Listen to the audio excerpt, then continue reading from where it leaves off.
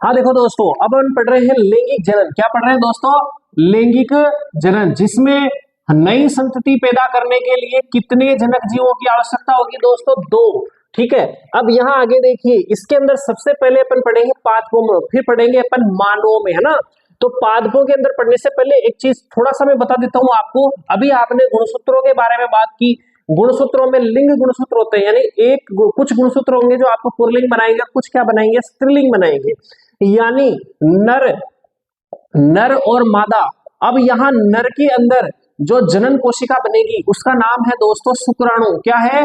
शुक्राणु। इसे कहते हैं युग्मक। ये क्या कहलाते हैं? नर युग्मक। नर युग्मक। अब साहब ये नर युग्मक कई चीज है साहब। अब एक बात देखो मुझे आप, गुणसूत्र कितने हो गए? 46। जोड़े कितने हो गए? 23। 23 जोड़े, और जोड़े को क्या कहते हैं? युग्म। क्या कहते हैं दोस्तों? युग्म। अब इनसे आगे, क्योंकि आपकी बात करें नर युग्मक और मादा युग्मक, जो मैंने बताया था वहां पे भी नाम याद कर लो, शुक्राणु और अंडाणु।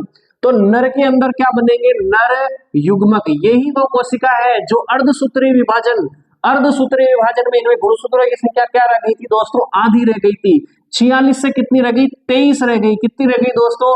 23 रह गई। 23 गुणसूत्र रह गई, यानी इसमें अब इसको युग्म तो नहीं कहेंगे, तो इसका नया नाम दे दिया है युग्मक, जिसको इंग्लिश में क्या बोलते हैं? गेमेट्स, है ना। Male gametes. क्या बोलेंगे दोस्तों? Male gametes. तो आगे बात समझ में, नर युग्मक में, और इसी प्रकार से मादा युग्मक बनेगा। युग्म रहा नहीं, 23 ही है ना। इसको क्या कहेंगे? Female gametes. तो नर गेमेट्स का नाम क्या है? शुक्राणु। ये लो साहब, शुक्राणु। और मादा गेमेट्स, अब युग्म नहीं रहा तो इसका क्या नाम दे दिया साइंस वालों ने? युग्मक। ठीक है, और इंग्लिश में कहते हैं इसको गेमेट्स। तो मेल में मेल गेमेट्स और फीमेल में फीमेल गेमेट्स। तो मेल गेमेट्स का नाम है शुक्राणु, फीमेल गेमेट्स का नाम है अंडाणु। ये याद रख लेना दोस्तों। तो यहां पर मादा में क्या बनेगा? मादा युग्मक। मादा युग्मक क्या बनेगा? अंडाणु, यानी फीमेल गेमेट्स का नाम क्या है? अंडाणु। और फिर इसके बाद में शुक्राणु और अंडाणु मिलेंगे दोस्तों, है ना। मैथुन क्रिया के द्वारा शुक्राणु मादा की योनि में छोड़ दिए जाते हैं, फिर वहां से अंडाणु जो रिलीज होता है। तो शुक्राणु और अंडाणु जो मिलता है उस क्रिया को आप क्या कहते हो दोस्तों? निषेचन, फर्टिलाइजेशन। और जो शुक्राणु और अंडाणु जो मिलता है इसके क्या बनता है? जाइगोट बनता है, युग्मनज। देखो नया शब्द आ गया, युग्मनज। जहां पर भी हिंदी में पीछे जय लग जाता है दोस्तों, यानी उससे जन्म हुआ है। जय ल जय, यानी जल से जिसका जन्म हुआ। क्या कहा मैंने? जय ल जय। जय ल जय, जय का मतलब क्या हो गया दोस्तों? उससे उसका जन्म हो रहा है। किससे जन्म हो रहा है? जल से। इसका कौन है पर्यायवाची? किसका पर्यायवाची? ये गुलाब का। समझ में आ गई ना बात? तो जहां से जन्म हो रहा है उसके पीछे लग जाता है जलज, यानी जल से जन्म हो रहा है। नीरज, पंकज, यानी पंख, पंख यानी कीचड़, कीचड़ में तो कमल खिलता है, तो कमल का ये क्या हो गया? पर्यायवाची हो गया। तो जय लग गया, तो ये बन किससे रहा है? ये युग्मक से बन रहा है, इसलिए इसको क्या बोला? युग्मनज। क्या बोला? युग्मनज, है ना। इसको इंग्लिश में बोलते हैं गेमेट्स, और इसको इंग्लिश से बोलते हैं जाइगोट। क्या बोलते हैं दोस्तों? जाइगोट। क्या बोलते हैं? Zygote, zygote. ये लो जाइगोट। ठीक है, समझ में आ गए? ये हो गए गेमेट्स, से हो गए जाइगोट। तो मैंने इसको शब्दावली भी समझा दी कि ये शब्द बने कैसे? युग्मक से बन रहे, इसलिए इसका बोल दिया है युग्मनज। आ गई बात समझ में? तो युग्मनज बाद में क्या होगा? बहुत सारे विभाजन के माध्यम से मादा के गर्भ के अंदर किसमें परिवर्तित होगा दोस्तों? भ्रूण। और जो ये जो भ्रूण है, भ्रूण और विकास होकर गर्भ, यानी इंग्लिश में बोलते हैं इसको फीटस। यहाँ एम्ब्रियो, ये एम्ब्रियो है, ठीक है, एम्ब्रियो। ये कौन है? फीटस, गर्भ। और गर्भ के बाद में 9 महीने बाद खिलखिलाता हुआ बच्चा म्या म्या करता हुआ बाहर निकलेगा, और जैसे ही बाहर निकलता आप उसको कहते हो शिशु। शिशु का मतलब होता है जो बिना बताए करे सुसु, वो है शिशु। और शिशु के बाद में बालक बनता है, बालक के बाद में किशोर बनता है, और किशोरावस्था में उसमें कुछ ऐसे परिवर्तन आते हैं जिसमें वो जनन क्षमता में विकास आ जाता है ना। इसको पढ़ेंगे 8वीं क्लास में, बहुत अच्छा समझाया मैंने, जाके वीडियो देख सकते हो आप। तो ये बात समझ में आएगी। ये तो मनुष्यों के अंदर शॉर्ट चीज हो गई दोस्तों, है ना। अभी बात करेंगे पूरी डिटेल से। अब इसको एक बार उतारना चाहो तो उतार लेना, वीडियो को वापस बैक करके। अब अपन बात करते हैं पादपों में अलैंगिक जनन। किसकी बात कर रहे हैं दोस्तों? पादपों में अलैंगिक जनन, सॉरी पादों में अलैंगिक नहीं, सॉरी लैंगिक जनन की बात करें। पादपों में, ये लिख देते हैं यहाँ, पादपों में। मास्टर के हो रहे हो आज, चूक कशान रहे हो, कोई दिक्कत नहीं बेटा, हो जाता है। पादपों में लैंगिक जनन, पादपों में लैंगिक, सब पादप में भी लैंगिक। जैसे आपने बताया यहाँ शुक्राणु और अंडाणु बनते हैं, क्या नर युग्म। देखो वहां मनुष्य में शुक्राणु और अंडाणु बोला, यहाँ पादपों में उसको केवल आप क्या बोलेंगे? नर युग्मक और मादा युग्मक। अभी बताएंगे उनको क्या क्या चीज है, ठीक है। तो इसकी जो संरचना होती है, जैसे आपके अंदर तो जो नर जनन तंत्र, मादा जनन तंत्र इस प्रकार का होता है। तो पौधों में क्या होता है, पौधों में देखो दोस्तों पुष्प होता है। क्या होता है, पुष्प होता है। आप मान लो सबसे बढ़िया पुष्प इसको समझने के लिए धतूरे का पुष्प ले सकते हो। क्या ले सकते हो दोस्तों, धतूरे का पुष्प ले सकते हो। यहाँ पर चित्र बहुत अच्छा नहीं बनेगा, लेकिन फिर भी समझने के हिसाब से मैं बना देता हूं। देखो ये एक प्रकार का पुष्प, आप थोड़ा सा कोरिलेट कर पा रहे होंगे। ये हरी हरी नीचे पत्तियां होती है, ये व्हाइट व्हाइट कलर की, किसी में अलग अलग कलर की। हाँ यहाँ पर क्या होता है, अलग अलग कलर की दोस्तों पंखुड़ियां होती है ना। अभी बताएंगे इनको क्या कहते हैं। अब देखो दोस्त, हाँ थोड़ा सा मान लेना कि ये पुष्प है, मास्टर ने ज्यादा चित्र बनाबो ना वैसा। ये लो साहब, ये इस प्रकार का मैंने निकाल दिया यहाँ पर, और ये इस प्रकार की मैंने एक नली बनाई। ये कई बना दिया साहब थे, अरे सब बता रहे हैं दोस्तों, कोई दिक्कत नहीं। सबसे पहले पुष्प की संरचना देखो दोस्तों। पुष्प की संरचना में आप ये देखेंगे बाहर की ओर हरे रंग की छोटी छोटी पत्तियां होती है, इसको आप कहते हो दोस्त बाह्य दल। क्या कहेंगे, हो साहब ये मैं क्लास 7वीं बढ़िया, हाँ बाह्य दल क्या कहेंगे दोस्त, बाह्य दल। और ये जो रंगीन पंखुड़ियां होगी, चाहे वो व्हाइट कलर की भी हो सकती है और अलग अलग गुड़हल जैसे लाल कलर की होती है, अलग अलग फूलों में अलग अलग रंग की होती है। ये जो रंगीन पंखुड़ियां इनको कहेंगे दल। क्या कहेंगे, दल। देखो इनको सम्मिलित रूप से, है ना, सम्मिलित रूप से तो कहेंगे दलपुंज, इसको भी सम्मिलित रूप से कहेंगे बाह्य दलपुंज। लेकिन एक अगर मान लो एक ले लेंगे तो उसको कहेंगे दल। समझ में आ गया ना, तो ये हो गए दल। अब साहब ये डंडियां कई है, यही है दोस्तों कमाल कीजिए, जो जो डंडियां दिखाई दे रही है यही डंडियां आपके काम की है। अगर मैं ये बात करूं इसकी, तो ये जो चारों तरफ देखो ये एक फूली हुई संरचना दिखाई दे रही है, इस फूली हुई संरचना को कहते हैं अंडाशय। क्या कहते हैं साहब, अंडाशय। और साहब ये तो मानवाम भी हो, बिल्कुल मानव भी होता है, तो पादपुंज भी होता है, इंग्लिश में कहते हैं इसको अवेरी। क्या बोलते हैं दोस्तों, अवेरी। अब यहाँ पर बात करते हैं इस फूली हुई संरचना के ऊपर कुछ ना कुछ यहाँ मैं बना देता हूँ। ये फूली हुई संरचना दोस्तों इस प्रकार से, इसके अंदर इस प्रकार से ये खंड बने होते हैं, ठीक है। ये अंडाशय है दोस्तों, ये अंडाशय, इसमें इस प्रकार से क्या होते हैं दोस्त, खंड बने होते हैं बहुत सारे। ये जो खंड बने होते हैं, इस खंड में, इस खंड के अंदर जो छोटी छोटी चीजें होती है इसको कहते हो दोस्त बीजांड। क्या कहते हो, बीजांड, ठीक है। क्या कहेंगे इनको अंदर को, बीजांड। अब ये ऊपर जो नली निकली होती है, देखो इस प्रकार की नली निकली हुई है, ठीक है। ये मैं बना रहा हूं आपको मादा। मादा के लिए क्या है, मादा जनन तंत्र है ये पौधों का, मादा जनन तंत्र है ना, ठीक है। अब इसको क्या कहेंगे सम्मिलित रूप से दोस्तों, स्त्री केसर। क्या कहेंगे, स्त्री केसर। मादा जनन अंग लिख दे, तंत्र नहीं अंग, मादा जनन अंग क्या लिख देंगे, स्त्री केसर, मादा जनन अंग। अब साहब ये डंडिया बना दी, नाम कही है, इको नाम तो पता चल गया आपने, फूली हुई संरचना अंडा से। अच्छा ये जो डंडी है ये वर्तिका कहलाती है। क्या कहलाती है दोस्तों, वर्तिका। क्या कहलाती है, वर्तिका, है ना। ये क्या कहलाती है, वर्तिका। और ये ऊपर वर्तिका का अग्रभाग, इसे क्या कहेंगे, वर्तिकाग्र। वर्तिकाग्र यानी वर्तिका का अग्रभाग क्या कहलाएगा, वर्तिकाग्र। यानी स्त्री केसर में क्या क्या संरचना होगी, क्या क्या याद करेंगे, वर्तिकाग्र, वर्तिका और अंडाशय, सॉरी बीजांड नहीं, अंडाशय है ना, बीजांड चलो बाद में समझा देंगे या कंफ्यूज हो जाओगे तुम। हाँ ठीक है, तो आप स्त्री केसर में क्या समझोगे, वर्तिका, वर्तिकाग्र और अंडाशय, बार बार रट लेना इसको। अब मैं इन चीजों को निकाल रहा हूँ, देखो साइड में जो डंडियां निकली हुई ना, इनका क्या नाम है, यहां मैं लिख देता हूँ। ये लो, ये साइड की एक डंडी मैं ले लेता हूँ, ये लो साहब मैंने ले ली साइड की इस प्रकार की डंडी, है ना। अब ये इसका नाम क्या है दोस्तों, ये है नर जनन अंग। नर जनन अंग नाम क्या साहब, आप इसका बता दो, नर जनन अंग। अब देखो बहुत सारे जो होंगे ना, ये सारे 1 2 3 4 इन सबको मिला के तो बोलते हैं दोस्त पुमंग। क्या बोलते हैं, पुमंग। लेकिन एक किसी एक डंडी को लिए अपन ने, तो इसको क्या कहेंगे, पुंकेसर। क्या कहेंगे दोस्त, पुंकेसर। इसको स्त्री केसर, देखो ये पुरुष से पुंकेसर और स्त्री से स्त्री केसर, ज्यादा रखने की आवश्यकता नहीं है। इसमें भी बता दो साहब क्या होता है, देखो इसमें जो ये जो तंतु दिखाई दे रहा है भाई, तंतु है ना, फिलामेंट्स है ना, धागे समान संरचना तंतु है। तो इस तंतु को थोड़ा सा अच्छा नाम दे दिया गया है, क्योंकि ये नर में है, पुंकेसर में है, पुरलिंग की बात कर रहा है, तो ये क्या हो गया, पुतंतु। क्या नाम हो गया इसका, पुतंतु, यानी पुरुषों में तंतु, ठीक है। अब यहाँ पे जो जुड़ा हुआ है इसको योजी कहते हैं। और ये ऊपर की तरफ जो इस प्रकार की जो आपको स्ट्रक्चर दिखाई दे रही है दोस्तों, ये इस प्रकार की जो आपको स्ट्रक्चर दिखाई दे रही है, ये द्विपालित स्ट्रक्चर होती है, इसको कहते हैं परागकोश। एंथर इंग्लिश में बोलते हैं दोस्तों इसको, एंथर। और क्या कहेंगे इसको, परागकोश। अब ये जो क्या होता है, परागकोश के अंदर क्या होते हैं दोस्त, परागधानियां होती है। क्या होती है, परागधानियां, हाँ ये लो साहब परागधानियां। इस परागधानी के अंदर क्या होते हैं? पराग कण होते हैं। क्या होते हैं साहब? पराग कण। साहब मास्टर कंफ्यूज करिए दे रहे हो, बिल्कुल कोई दिक्कत नहीं, अभी सब समझ में आ जाएगा दोस्तों। और इस अंडाशय के अंदर क्या होते हैं दोस्त? बीजांड होते हैं। क्या होते हैं? बीजांड। और इस बीजांड के अंदर ये लिख देता हूं इन, इसके अंदर है बीजांड। और बीजांड के अंदर क्या होता है? अंड कोशिका होती है। क्या होती है दोस्त? अंड कोशिका। जो वहां पर आपने अंडाणु बोला था ना, वही अंड कोशिका यहाँ है।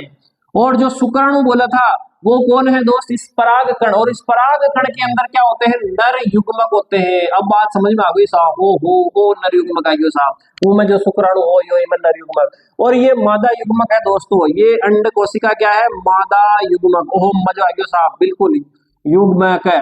आगे बात समझ में देखो, नर मादा जनन अंग कौन कौन से होंगे? वर्तिकाग्र, वर्तिका और अंडाशय। ठीक है, अब अंडाशय, ये अंडाशय है ना, ठीक है, यहाँ तीर का निशान बना देता हूं। और इसके अंदर होते हैं बीजांड, और बीजांड के अंदर होती है अंड कोशिका, जिसे आपने मादा युग्मक कहा। और इसी प्रकार से पुरुषों की बात करते हैं, नर जनन अंग जिसको आप पाद में कहते हैं पुंकेसर, और ये पुतंतु, और ये पराग कोश है दोस्तों। पराग कोश के अंदर पराग धानियां होती है, जैसे आपने बीजाणु धानी देखी थी ना, ऐसे ही पराग धानियां होती है। और पराग भी चिपचिपा पदार्थ होता है दोस्त, है ना। ये जो आपने देखा होगा कि आगे तितलियां वगैरह, ये जो रंगीन पंखुड़ियां क्यों होती है? ये पक्षियों को आकर्षित, या छोटी छोटी तितलियों वगैरह को आकर्षित करते हैं दोस्त। ये इसके ऊपर आते हैं और पराग का चूषण करते हैं, क्योंकि ये थोड़ा सा चिपचिपा पदार्थ होता है पराग, है ना, इसको वो चूसते हैं, है ना। तितलियां वगैरह देखते होंगे आप, तो तितलियां वगैरह चूसने के कारण उसमें क्या होता है दोस्त? इसमें क्या होते हैं? पराग कण होते हैं। फिर पराग कण के अंदर नर युग्मक होते हैं। वो इन पक्षियों या छोटे छोटे पक्षियों या तितलियों के माध्यम से कहां पहुंचाना? अपने को अंडाशय तक पहुंचाना है, यानी इस वर्तिकाग्र तक। और इसके अंदर ये खाली नली है दोस्तों। ये अंदर क्या है? वर्तिका, बिल्कुल खाली नली, यहां तक पहुंचा दिया जाता है, फिर ये अंदर पहुंच जाता है। अब देखो होता क्या दोस्तों, ये बात समझ में आई कि नहीं आई? बिल्कुल समझ में आ गई साहब, मजा आ गया। अब यहाँ पर एक चीज और देखिए आप, कुछ जो पुष्प होते हैं, वो कुछ जो पुष्प होते हैं कैसे होते हैं दोस्त? एक लिंगी होते हैं। कैसे होते हैं? एक लिंगी। ओ कई साहब एक लिंगी। और कुछ क्या होते हैं? द्विलिंगी होते हैं। क्या होते हैं? द्विलिंगी होते हैं। क्या होते हैं दोस्त? द्विलिंगी होते हैं। आगे बात समझ में, एक लिंगी का मतलब, और साहब या तो उसमें मादा युग्मक होगा, या सॉरी नर जनन अंग होगा, या मादा जनन अंग, जिसे आपने एकदम पुंकेसर कहा, या स्त्री केसर। यानी इसमें पुंकेसर या स्त्री केसर, यानी इस पुष्प के अंदर क्या होगा? या तो पुंकेसर होगा या स्त्री केसर होगा, है ना। या लगा देते हैं, ठीक है। या का मतलब या तो पुंकेसर ही होगा या स्त्री केसर ही होगा। इस पुष्प के अंदर या तो पुंकेसर ही होगा या स्त्री केसर भी होगा। साहब ऐसा भी होता है क्या? बिल्कुल होता है। किसमें होता है? पपीता, पपीता। कौन सा पीता? पपीता। हाँ, तुम्हारा पिता नहीं, पपीता। और दूसरा उदाहरण इसका क्या है? तरबूज, तरबूज। मक्का में भी ऐसा ही होता है दोस्तों, है ना। मक्का भी लिख सकते हो इसका उदाहरण, पपीता और तरबूज। अब द्विलिंगी पुष्प की बात करें, जैसे कि अभी अभी आपके एक फसल उग रही है सरसों, और एक अभी उदाहरण दिया था बढ़िया शानदार पुष्प जो माता जी के चढ़ता है, गुड़हल, है ना। माता जी बहुत प्रसन्न होती है दोस्तों जगदम्बा इससे, गुड़हल से। तो सरसों और गुड़हल ये क्या होता है? द्विलिंगी पुष्प है। कौन है? द्विलिंगी, यानी एक ही फूल पर नर जनन अंग जिसको आपने पुंकेसर कहा, और मादा जनन अंग जिसको आपने स्त्री केसर कहा, दोनों ही एक ही पुष्प में होते हैं। बात समझ में आ गई? एक लिंगी द्विलिंगी। अब एक होता है स्वपरागण, स्वपरागण। आप सबको पहली साहब परागण की परिभाषा देखो, एक पढ़ेंगे अपन पर परागण, है ना। स्व यानी खुद की बात करें। अब परागण होता है क्या दोस्तों? देखो क्या होता है, किसी प्रकार से आपने देखा ये पराग कोश है, पराग कोश में परागधानियां, परागधानियां में परागकण और नर युग्मक, है ना। अब नर युग्मक और मादा युग्मक को मिलाना होगा। कैसे होगा कि ये जो पराग कोश से अपन क्या लिखा, अपन ने क्या परिभाषा लिखेंगे परागण की? ये लो लिख दिया मैंने, परागण, है ना। अब देखो ये पोलेन शेक है, पोलेन शेक यानी ये जो आपका एंथर है, एंथर से पराग कोश जो है, इस पराग कोश से नर युग्मक आ गया। अपन लिख सकते हैं पराग कोश से पराग कण का कहां पहुंचना? वर्तिकाग्र। कहां तक? वर्तिकाग्र तक पहुंचना। वर्तिकाग्र तक पहुंचना क्या कहलाता है? परागण कहलाता है। क्या कहलाता है साहब? परागण कहलाता है। अगली बात समझ में, यानी आपको क्या करना, इस पराग कोश से क्या उठाना, पराग कण उठाना है और कहां पहुंचा देना है आपको, इस वर्तिकाग्र तक। तो क्या कहलाता है, परागण कहलाता है। अब यहाँ दो प्रकार के परागण, दो स्व परागण, स्व यानी आप खुद का, बिल्कुल। यदि मान लो एक ही पुष्प पर क्या है, पुंकेसर और स्त्री केसर है, और इसी पुंकेसर का इसी पुष्प पर अगर मान लो इसी पुष्प की क्या कहते हैं, स्त्री केसर पर अगर मान लो ये जो वर्तिकाग्र है, यानी एक ही पुष्प का अगर आपने वर्तिकाग्र, इधर परागकोश, इधर परागकोश, हाँ जैसे इसका उदाहरण लिया था आपने धतूरे का, तो अगर मान लो इस धतूरे का ये परागकोश है, इसी परागकोश का परागकण उठा और इसी पुष्प के आपने यहाँ वर्तिकाग्र तक छोड़ दिया, तो ये क्या कहलाता है, स्व परागण कहलाता है।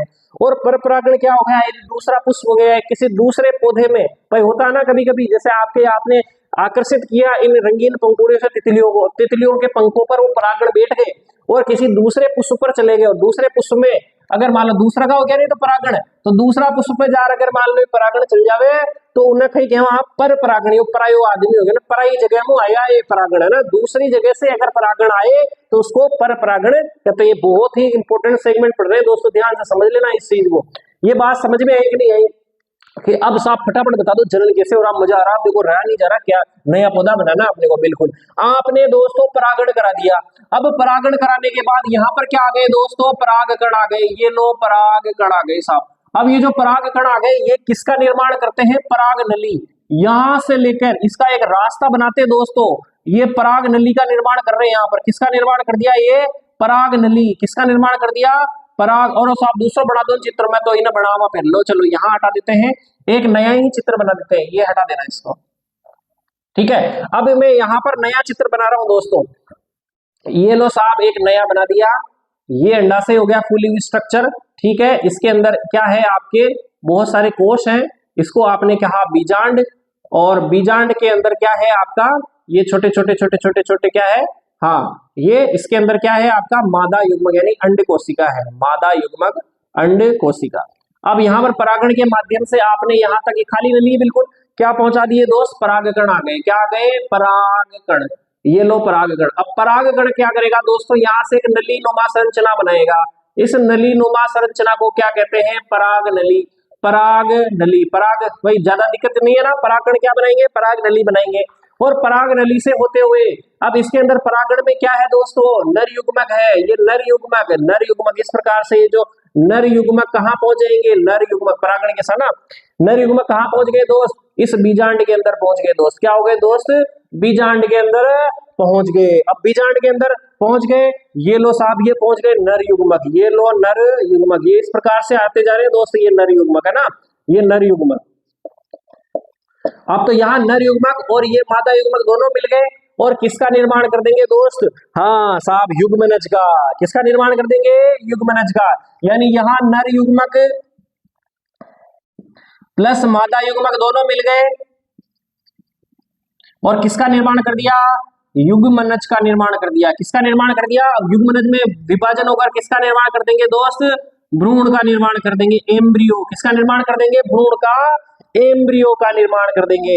अब क्या होगा साहब, अब जो आपके बनेगा फल बनेगा और उसके अंदर बनेगा बीज, क्या बनेगा दोस्त, बीज। अब ये जो भ्रूण है ये क्या है, ये बहुत ही तगड़ी चीज है, ये जो भ्रूण है अब इसी से ही नया पौधा बनेगा। अब ये भ्रूण किसके अंदर है दोस्तों, इस बीजांड के अंदर है, किसके अंदर है दोस्त, बीजांड के अंदर है। तो यहाँ मैं लिख रहा हूं इस बीजांड के अंदर ये क्या है, बीजांड के अंदर क्या है दोस्त, भ्रूण है। तो इस बीजांड का क्या बनेगा दोस्त, बीज बनेगा, क्या बनेगा, बीज बनेगा। अब देखो इस भ्रूण के ऊपर होता क्या है, बहुत कड़क तरीके से आवरण आ जाता है ताकि इस भ्रूण को बचाया जा सके, है ना। बीज होता है ना ऊपर कड़क आवरण, तो वो कठोर आवरण जो बना देता है वो किसका बनता है दोस्त, बीजांड का। तो बीज जो होता है वो किसमें बदल जाता है, सॉरी बीजांड किसमें बदल जाएगा, बीज में बदल जाएगा, किसमें बदल जाएगा, सीड यानी बीज में बदल जाएगा। और यहाँ अंडाशय का क्या होगा साहब, ये अंडाशय, अंडाशय जो होता है ये किसका निर्माण करता है, फल का निर्माण करता है। जैसे आम है, आम के अंदर जो बीज है जो आपको ऊपर से कठोर दिखाई दे रहा है वो है बीजांड, और उसके अंदर जो गुदेदार भाग है, बीज को अगर आपने कभी तोड़ा हो तो गुदेदार भाग कौन है? भ्रूण है, जो नए आम का निर्माण करेगा। अब ये जो भ्रूण है ये तो बना दिया आपको, भ्रूण अंदर है, बाहर बीजांड है, इसको बीज बना दिया, अंडाशय का बन गया फल। बाकी का क्या हुआ साहब? बाकी सब जड़ के खत्म हो जाएंगे, ये बाह्य दल वगैरह सब जड़ के क्या हो जाएंगे? खत्म हो जाएंगे। आ गई बात समझ में? बीजांड का बीज बनता है, कई बार एग्जाम में पूछा जाता है ये। और अंडाशय से क्या बनता है दोस्त? फल बनता है। आ गई बात समझ में? अब ये बिल्कुल यहाँ पर मैंने पूरा का पूरा उतार दिया है। अब देखो दोस्तों, मैंने बहुत ही अच्छे तरीके से यहाँ पर आपको पढ़ाने का प्रयास किया है। मेरा प्रयास अगर पसंद आए आपको तो लाइक शेयर सब्सक्राइब करो, दूसरों तक भी पहुंचाओ, ताकि आपका भी भला और मेरा भी भला हो। कर भला तो हो भला। ध्यान से पढ़ना, रट लेना, कोई दिक्कत नहीं। शेयर करो नहीं करो, ढंग से याद कर लेना, इस चीज को उतार लो, छाप लो। फिर अपन पढ़ेंगे मानव में जन्म कल, है ना, अगले वीडियो में। जय सिया राम।